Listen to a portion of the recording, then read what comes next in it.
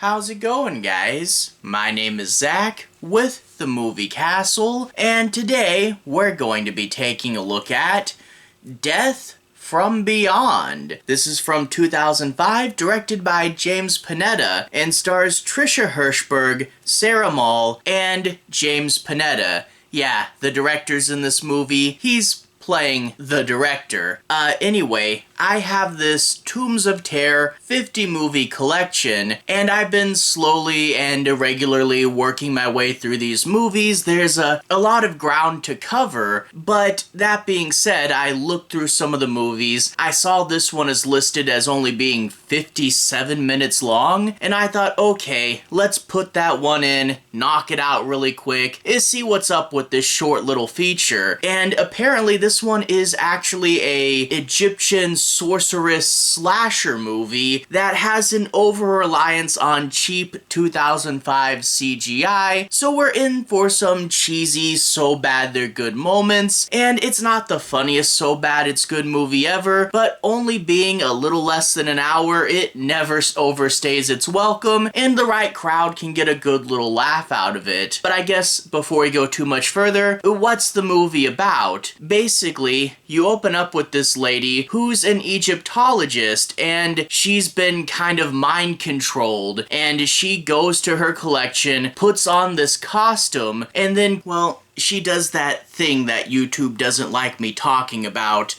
Maybe a euphemism? She unsubscribes from her own channel, and now she's no longer with us. Hope that keeps them off my back. And it turns out she had two amulets. One, the bad one, stayed with her, and the other one she couldn't bring with her into death, and now that's trapped in the house. You know, it stays behind to be a MacGuffin. Well, normally death just kills you, but now she's back as a slasher killer, running around and gaining power from her slashing. And that's where we get a group of filmmakers who find out about the empty house and decide to use it to make an adult film. But of course, slasher shenanigans, and she's going to be picking off all these people one by one. But luckily for them, one of their potential film stars, the character that's, you know, kind of nerdy and I can't believe I'm doing this, but I need the money, and clearly going to fall in that final girl role, just so happens to be an Egyptology student as well, and they're going to be able to receive some crucial backstory, and maybe, just maybe, they'll be able to defeat this evil sorceress character. Now obviously with a movie this low budget, all the production values you would expect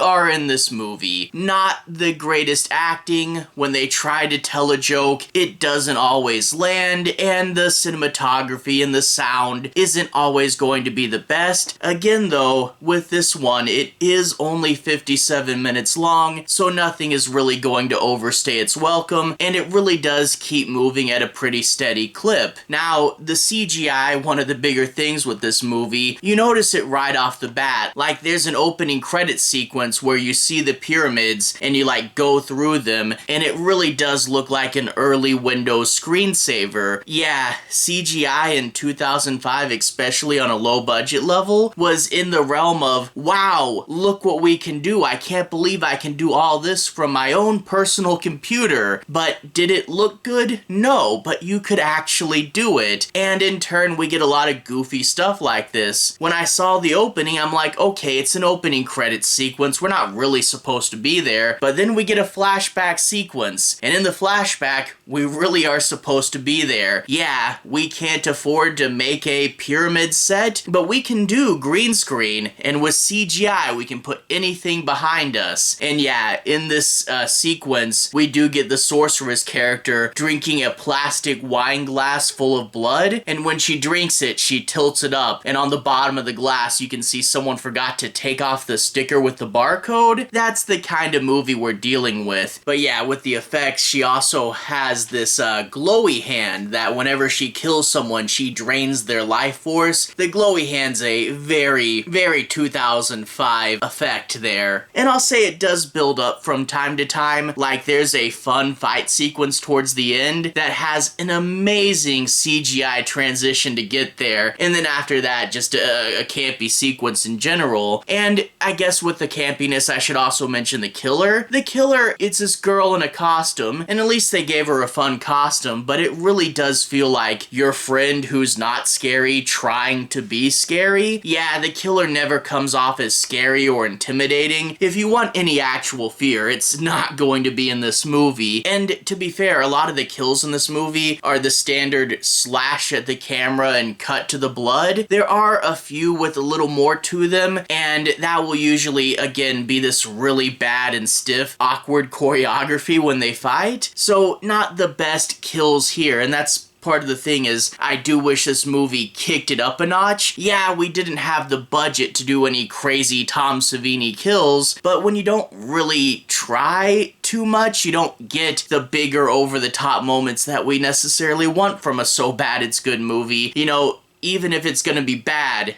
effort usually is appreciated, and this is a little on the stiff side. I mean, you're making an Egyptian sorceress slasher movie that takes place in just a random house in the middle of nowhere. Yeah, it's got kind of a cheap feel to it, but also, I want to say this is a clean, dirty movie. Like, I thought maybe I got some weird edited cut of it, but nothing else in this box is censored, and at one point a character's taking a shower, and due to bad framing, you can see she's wearing a tube top, so nothing's cut out of this movie. It's just not a dirty movie, which is very strange considering the characters are supposed to be making an adult film. And don't get me wrong, if you don't want to make a dirty movie, you don't have to. I'm just saying, if you don't want to make a dirty movie, don't write a movie where they're shooting an adult film. It's really strange. The characters constantly talk about sex, and apparently sex has something to do with her getting more powers when she's killing people. But again, the movie itself never really goes there, so it's super strange they keep bringing it up. But yeah, despite its flaws, it is a fun enough, cheesy little movie. It's not the next big one, like it's not the next hit in The Room or anything, but it is a cheesy enough little time, and the weird CGI aspects, it's fun enough. And I heard this one actually did get a sequel. I guess it must have found enough of the right audience, and the sequel,